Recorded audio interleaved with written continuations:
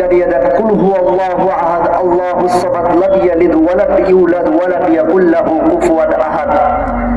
তারপরে আরেকটি সূরা আছে তাব্বাত ইয়াদা আবি লাহাবি ওয়া তাব মা আগনা আনহু মালুহু ওয়া মা কাসাব। সূরা লাহাব তাব্বাত ইয়াদা আবি লাহাবি ওয়া তাব। কোরআনের ভিতর আল্লাহ রাব্বুল আলামিন প্রথম আয়াতেই বলতেছেন তাব্বাত ইয়াদা আবি লাহাবি ওয়া তাব, অর্থাৎ আবু লাহাবের দুইটি হাত ধ্বংস হয়ে যাক। মা আগনা আনহু মালুহু ওয়া মা কাসাব। তো সূরা লাহাবটা নাযিল করা হলো আবু লাহাবের জন্য।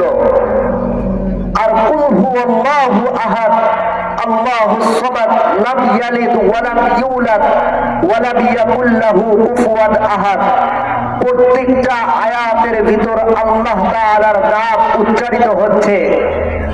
আউযু বিল্লাহি মিনাশ শাইতানির রাজীম, বিসমিল্লাহির রহমানির রহিম, হুয়াল্লাহুল্লাযী লা ইলাহা ইল্লা হু, আলহামদুলিল্লাহি রাব্বিল আলামিন।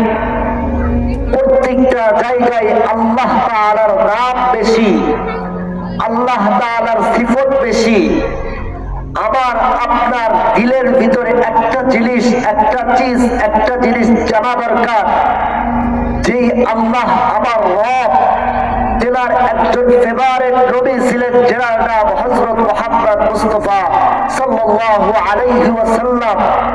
এই দুইটি জিনিস ছাড়া, এই মহামানব এবং উপরে যিনি আমাকে বানাইছেন, এই দুইজনের মাধ্যম ছাড়া আমার আপনার ইহকাল পরকাল দুইটি অসন্তুষ্ট থাকতে পারে। আর আমি আপনি আমার রবকে যদি রাজি খুশি করাইতে পারি, আমার ইহকালটা হতে পারে ভালো সার্থক, আর আমার পরকালটাও হতে পারে সার্থক। এর জন্য আমার আপনার কিছু করা দরকার আছে।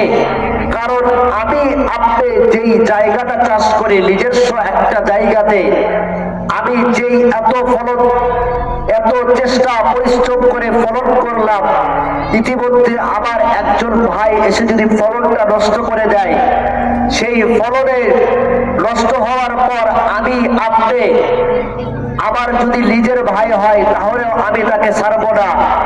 আর আমি আপনাকে আল্লাহ, যেই আল্লাহ আমাকে আপনাকে সম্মান দিল, ইজ্জত দিল, আমাকে আপনাকে নেতা বানাইলো, চেয়ারম্যান বানাইলো, মেম্বার বানাইলো, মাতব্বর বানাইলো, বড়লোক বানাইলো, ধনী ব্যবসায়ী, এত উঁচু পরিমাণে আমাকে বানাইলো, আমি আপনাকে যেই রবটা এতদূর পর্যন্ত আমাকে আপনাকে দিল, সেই রবের যদি আমি কাজ না করতে পারি, সেই রবের যদি শুকরিয়া আদায় না করতে পারি, তাহলে আমাকে আপনাকে ওই রব তো পরকালের জগতে ছেড়ে দিবেন না।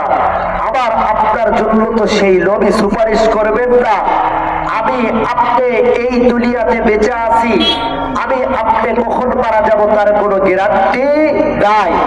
হয়তো আমার মৃত্যুটা জিহাদের ময়দানে হতে পারে, হয়তো আল্লাহ তাআলা হঠাৎ করে আমাকে নিয়ে যেতে পারে। আজকের মাহফিল থেকে হয়তো আমি আপনি এই বেলা থেকে বাড়িতে যেতে পারবো না। আমি আপনি মাহফিলে আসছি লেক মাকসাদে, আমি আপনি হয়তো শেষ পর্যন্ত শুনতে পারবো না। কারণ আমার ভিতর যেই আসল জিনিস, সেইটা আমার আল্লাহর কাছে, সেই সুইচটা যদি আল্লাহ তাআলা একবার টিপে দেয়, আমার আপনার হায়াত একদম এখানেই খালাস।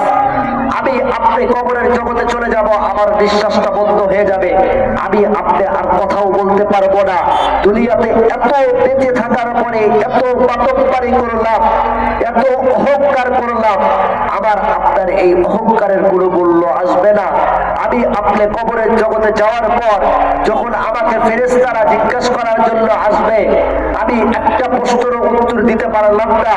আমি ফেরেশতাদের যদি দুইটি পাও ধরে বলি, হে ফেরেশতা, আমাকে আরে একটাবার দুনিয়াতে যাওয়ার সুযোগ দাও, আমি ভালো কাজ করে আসবো, আল্লাহকে মানবো, নবীজি সাল্লাল্লাহু আলাইহি ওয়াসাল্লামকে অনুসরণ করব। ফেরেশতারা একটা বারও তোমাকে সুযোগ দিবে না। আল্লাহ তাআলা বারবার বলবে, আমার বান্দা, এটা আমার বান্দা ছিল না, আমি যেরকম ভাবে চালাইতেছিলাম আমার বান্দা এরকম ছিল না।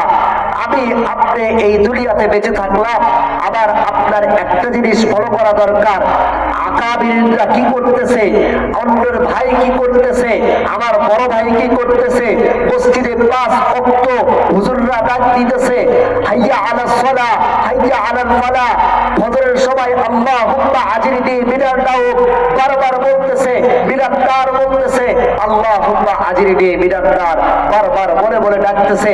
আমি আপনি এই এত ঠান্ডা পড়লো, এত শীত পড়লো, আল্লাহ আপনাকে আমাকে পরীক্ষা করতেছে যে বান্দাটা রাত্রিবেলা একটা বার এসে ওই ঠান্ডা পানি দিয়ে হাত পা দিয়ে আমার দরবারে এসে কখন অমুক বান্দা হাত তুলে দোয়া করবে, আমি আল্লাহ তার গুনাহ খাতা মাফ করে দিয়ে তার জন্য আমি ওই আল্লাহ আমার বান্দাকে জান্নাতের জন্য, আমি আল্লাহ ওই বান্দাকে জান্নাতে প্রবেশ করানোর জন্য আমি প্রস্তুত হয়ে আছি। কবর তখন বলে, বান্দা তুই তাড়াতাড়ি চলে আয়। আর আমি আপনি যখন ওই গভীর রাত, এই ঠান্ডা, আমি নামাজ পড়ি না, গরমের ভিতরেও নামাজ পড়ি না, যেই তুই কি বলছো দিল, আমি নামাজ বলতে কিছু জানি না, আমার আপনার জন্য ওই কবরস্থানের যে 3.5 হাত কবরটা আমাকে আপনাকে বারবার ডাক দিয়ে বলে, হাই রে তুই আর গুনাহ করিস না রে, এই কবরের জগৎটা ভয়ঙ্কর, তোর জন্য আযাব অপেক্ষা করতেছে, আল্লাহ তাআলা তোমার দিকে আর ফিরাই না। আমার আপনার একটা জিনিস জানা দরকার, একজন বুজুর্গ ছিলেন, প্রত্যেকটা সময় আল্লাহ আল্লাহ আল্লাহ আল্লাহ বলতে থাকতেন, আল্লাহকে এত ভালোবাসতেন, এত ভালোবাসতেন, আল্লাহ আল্লাহ বলে থাকতে থাকতে থাকতে থাকতে তার বয়সটা যখন বৃদ্ধ বয়সে চলে গেল, সেই বয়সে আল্লাহ আল্লাহ আল্লাহ বলেই আছেন, এমনকি তার খাদেম, সে ভালোভাবে চলাফেরা করতে পারে না, তার খাদেমকে বলতেছে, হে খাদেম আমাকে একটু বাথরুমে যাওয়ার জন্য ব্যবস্থা করে দাও। সে বাথরুমে নিয়ে যাওয়ার পর বাথরুমের ভিতর গিয়ে তো আল্লাহ তাআলার নাম দেওয়া যাবে না, কুরআন তেলাওয়াত করা যাবে না, সে বাথরুমের ভিতরে যাওয়ার পরেও তার জিহ্বা বারবার বলে আল্লাহু আকবার আল্লাহু আকবার আল্লাহু আকবার, বারবার বলে। সে নিজের জিহ্বাকে ঢেকে রাখতে না পেরে সে তার নিজের জিহ্বাকে এমন ভাবে উপরের দাঁত দিয়ে, নিচের দাঁত দিয়ে, 2টা দাঁত দিয়ে এমন ভাবে চাপা ধরে লেগেছে, এক পর্যায়ে তার জিহ্বা অর্ধেকটা কেটে গেছে, বারবার রক্ত বের হইতেছে, বাহিরে রক্ত বের হয়ে পড়তেছে, তবুও তার জিহ্বা বারবার লাফ দিয়ে বলে আল্লাহু আল্লাহু আল্লাহু আকবার, বারবার বলতেছে। সে যখন বাথরুম থেকে বের হয়ে আসছে, তার খাদেম দেখে তার জিহ্বাটা অর্ধেকটা কেটে গেছে, বাহির দিয়ে বেরাত পড়তেছে, রক্ত পড়তেছে, বাহিরের পুরো মাদ্রাসার ছাত্র, পুরো অত্র জামিয়ার ছাত্র তার দৃশ্য দেখে কান্নাকাটি করতেছে, আর বারবার হুজুরে জিজ্ঞাসা করতেছে, হে হুজুর, হে হযরত, আপনার জিহ্বার এরকম অবস্থা কেন? হুজুর কান্না সুরে বলতেছে, আমি আল্লাহর কাছে এতটাই বড় হয় দাবি হয়ে গিয়েছি রে বাবা, আমি এতটাই আল্লাহর কাছে বড় হয় দাবি হয়ে গিয়েছি, আমি বাথরুমে যখন গিয়েছি, বাথরুমের ভিতর তো আল্লাহর কালাম, আল্লাহর নাম উচ্চারণ করা যাবে না, আমার জিহ্বা দিয়ে বারবার বারবার আল্লাহু আকবার বলে, আল্লাহু আকবার বলে। যখন আমি আর ঠেকে না রাখতে পারছি, তখন আমার 2 পাশের দাঁত দিয়ে আমি এরকম ভাবে চাপা লাগাইছি, দেখি আমার জিহ্বাটা এক পর্যায়ে কেটে গেছে, আমি বাথরুমটাও ভালোভাবে সারতে পারি নাই, বারবার আল্লাহু আকবার বলে, আল্লাহু আকবার বলে। আইরে মুসলমান, আমি আপনি কোন যুগে বসবাস করতেছি, সেই বুজুর্গের দিকে একটু লক্ষ্য রাখেন। সেই বুজুর্গি যখন বের হয়ে আসতেছে, তার জিহ্বাটা আল্লাহ তাআলা এতটাই কবুল করে নিয়েছেন, সে বাথরুমের ভিতরে চলে গেছে, তার জিহ্বাকে 2 পাশ থেকে কাপড় দিয়ে চাপা দিয়ে রাখছে, তবুও তার জিহ্বা বারবার বলে আল্লাহু আকবার আল্লাহু আকবার, তার জিহ্বা কেটে রক্ত বের হচ্ছে, তবুও সে বুঝতে পারতেছে না, তবুও তার 2 পাশের জিহ্বা অর্ধেকের যেই পাশে কেটে গেছে, তার অপর পাশের জিহ্বা আর এই পাশের জিহ্বাটা বারবার বলে আল্লাহু আকবার আল্লাহু আকবার। অতএব আমার আপনার জানা দরকার, যখন মসজিদে মুয়াজ্জিন হাইয়া আলাস সালাহ বলে আমাকে আপনাকে ডাকে, হাই রে মুসলমান, আমার আপনার মনের ভিতরে একটা আকাঙ্ক্ষা জানা দরকার, আমি এতদিন বেঁচে থাকি থাকলাম, এত গুনাহ করলাম, যখন আমাকে আপনাকে হাইয়া আলাস সালাহ বলে মুয়াজ্জিন বারবার ডাকে, রাত্রিবেলা 1-2 বার ডাকতেছে, দিনের বেলা 3 বার ডাকতেছে, এই 5টা বেলার ভিতর আমার আপনার কি 10 মিনিট করে মসজিদে যায় 10 মিনিট করে সময় দেওয়ার মতো আমার আপনার দরকার নাই? যেই আল্লাহ আমাকে বানাইলো, যেই আল্লাহর রিজিক খাইতেছি, যে আল্লাহ আমাকে আপনাকে এত রিজিক দিল, আমি আপনি এই দুনিয়াতে বেঁচে থাকার পর সেই আল্লাহর এত নাজ নিয়ামত ভোগ করার পর আল্লাহকে একটু কি রাজি খুশি করার জন্য আমার আপনার মনের ভিতর প্রসঙ্গ জাগলো না? আমার আপনার একটু কি চিন্তা হইল না? আমার আপনার এতটুকু জানা দরকার, ছোট্ট থেকে আজ পর্যন্ত যত কিছু করলাম, যখন রাত্রিবেলা আমি আপনি বালিশের সাথে মাথাটা লাগাইতে যাই, তখন একটু আর হলেও 2টা মিনিট চিন্তা করে দেখবেন, যেই আল্লাহ আমাকে আপনাকে বানাইলো, যে আল্লাহ উপর থেকে পুরো পৃথিবীটা নিজের দৃষ্টিতে দেখতেছেন, আমি আল্লাহকে দেখতে পারি না। আর আমার আপনার যদি ওই সময়টা আল্লাহ তাআলা চক্ষুটা বন্ধ করে দিতে পারতো, আল্লাহ তাআলা আমাকে আপনাকে যদি সেই সময়টাতে নিয়ে যায়, আমার আপনার মৃত্যুটা কেমন হবে? আমার আপনার মনে কি একটু প্রসঙ্গ জাগে না? আমার মৃত্যুটা হোক নামাজের ভিতর, আমার মৃত্যুটা হোক সেজদার ভিতর, আমার মৃত্যুটা হোক হজে, আমার মৃত্যুটা হোক যাকাত দেওয়া অবস্থায়, আমার মৃত্যুটা হোক আল্লাহ আল্লাহ বলতে বলতে, আমার মৃত্যুটা হোক লা ইলাহা ইল্লাল্লাহ মুহাম্মাদুর রাসূলুল্লাহ সাল্লাল্লাহু আলাইহি ওয়াসাল্লাম কালেমা পড়তে পড়তে আমার আপনার এতটুকু যদি অনুশোচনা না জাগে, আমি আপনি যেই মুসলমান হইলাম, যেই আল্লাহর রিজিক খাইতেছি, যেই নবীর উম্মত হইলাম, তাহলে আমার আপনার জন্য আল্লাহ ওয়ালার কোনো প্রয়োজন নাই। আমার আপনার জন্য অপেক্ষা করতেছে তাব্বাত ইয়াদা আবি লাহাবি ওয়া তাব। আল্লাহ তাআলা যেরকম ভাবে আবু লাহাবকে বলল আবু লাহাবের 2টি হাত ধ্বংস হোক, আমার আপনারও আল্লাহ তাআলার পক্ষ থেকে ওই রকমই আবার আপনার ওই রকমটাই হবে। কারণ দেখেন, যে আবু লাহাব নবীজি সাল্লাল্লাহু আলাইহি ওয়াসাল্লাম বারবার আবু লাহাবকে দাওয়াত দিত ইসলামের জন্য, আল্লাহ তাআলা বলেন আবু লাহাব কখনো ইসলাম গ্রহণ করবে না। আল্লাহ তাআলা বারবার নবীজি সাল্লাল্লাহু আলাইহি ওয়াসাল্লামকে বলতেছেন সে ইসলাম গ্রহণ করবে না। বারবার অত্যাচার নিপীড়িত হয়ে হয়ে নবীজি সাল্লাল্লাহু আলাইহি ওয়াসাল্লাম আবু লাহাবকে দাওয়াত দিতে যান। সে এক পর্যায়ে মাযুর এবং অসুস্থ হয়ে আবু লাহাব নিজেই ঢোক করে মিথ্যা কথা বলে তেনার পাও চাটা গোলামদেরকে বলতেছে, যাও নবীজি সাল্লাল্লাহু আলাইহি ওয়াসাল্লামকে ডেকে নিয়ে আসো, নবীকে ডেকে নিয়ে আসো, আমি অসুস্থ। তো তেনার পাও চাটা গোলামগুলো নবীজি সাল্লাল্লাহু আলাইহি ওয়াসাল্লামের কাছে গিয়ে তেনার কথা বললেন, হে নবী, আমাদেরকে আবু লাহাব পাঠাইছে, আবু লাহাব অসুস্থ হয়ে পড়ছে, মাযুর অবস্থা হয়ে পড়ছে।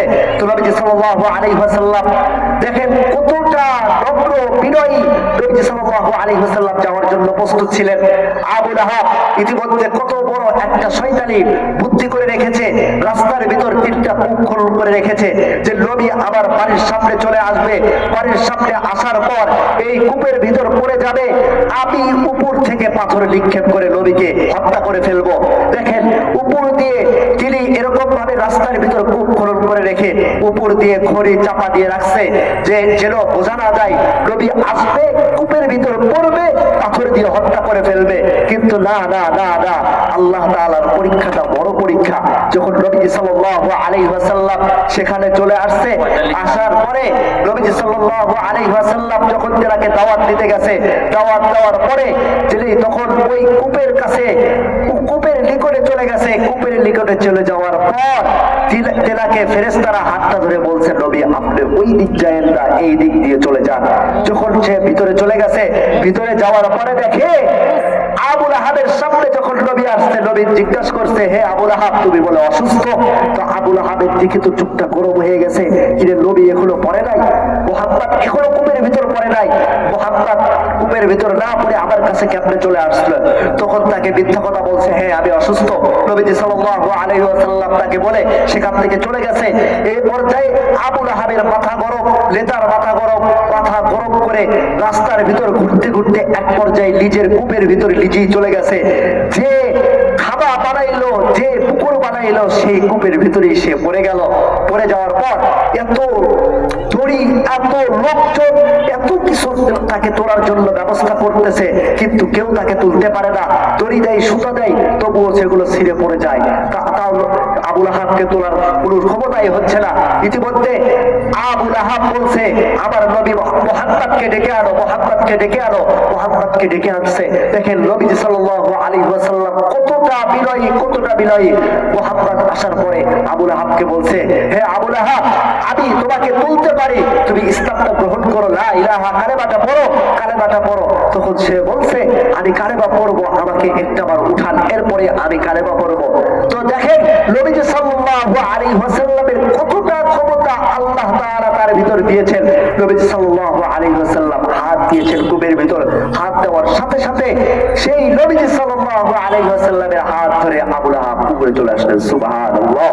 দেখেন আমার আপনার নবী, যেই নবী আমার আপনার জন্য এতটা রক্ত ঝরাইছেন, এই ইসলাম, এই শান্তির ইসলামের ছায়াতলে আমি আপনি আছি। আবু লাহাব উপরে ওঠার পর তাও ইসলাম গ্রহণ করেন নাই। তবুও নবীজি সাল্লাল্লাহু আলাইহি ওয়াসাল্লাম তেনার সাহাবীদেরকে বলেন নাই তাকে ধরো, তাকে মারপিট করো, তাকে হত্যা করো, তাও বলেন নাই। সমস্ত ক্ষমতা উপরওয়ালা একমাত্র আল্লাহর হাতে। আল্লাহ তাআলা যেটা চান সেটাই হয়। আমি আপনি কালকে অমুককে হত্যা করব, এই বাংলার জমিনে এটা করব, ওটা করব, অন্যায় কাজ করব, আমি আপনি যেই বুদ্ধি করতেছি, এই বুদ্ধিটার আগেই আল্লাহ তাআলা আমার আপনার পরিকল্পনাটা জেনে রেখেছেন। আমার আপনার বুদ্ধি এতটা আল্লাহ দিয়েছেন, আমি আপনি এই বুদ্ধিটা যদি একটা সময় 5টা মিনিট যদি ভালো কাজে লাগাই, আল্লাহ তাআলা আমার আপনার জন্য অপেক্ষা করতেছে জান্নাত। নবীজি সাল্লাল্লাহু আলাইহি ওয়াসাল্লাম এতটা রক্ত ঝরাইলেন এই দিনের জন্য। আমার আপনার যদি চেষ্টা থাকে, আবার আপনার যদি এই দুনিয়ার প্রতি যদি লোভ লালসা না থাকে, আখিরাতের প্রতি যদি আবার আপনার লোভ লালসা থাকে, তাহলে আর দেরি কইরেন না রে ভাই। আবার আপনার মসজিদে যখন ওই মসজিদ থেকে ডাক দিয়ে বলতেছে মুয়াজ্জিন হাইয়া আলাস সালাহ, আমি আপনি তার ডাকের সাড়া দিয়ে 5টা ওয়াক্ত নামাজ পড়ি, আবার আপনার অন্তরের ভিতরে একটাবার হলেও জাগে আর রহমান আমার রব আল্লাহ, কুল হুয়াল্লাহু আহাদ আল্লাহুস সামাদ, সবকিছুর জায়গায় আল্লাহ। কে পাঠাইলো আমাকে?